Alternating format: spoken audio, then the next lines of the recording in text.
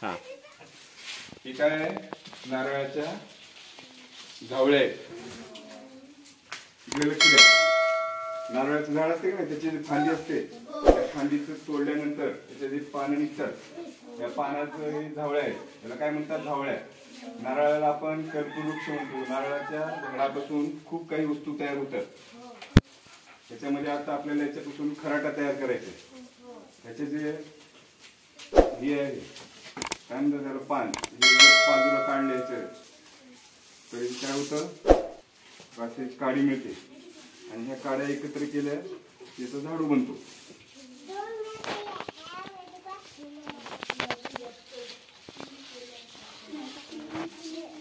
हाताने काढता येते किंवा पिन घेऊन, पिनाच्या साह्याने सुद्धा आपण हे असं काढू शकतो.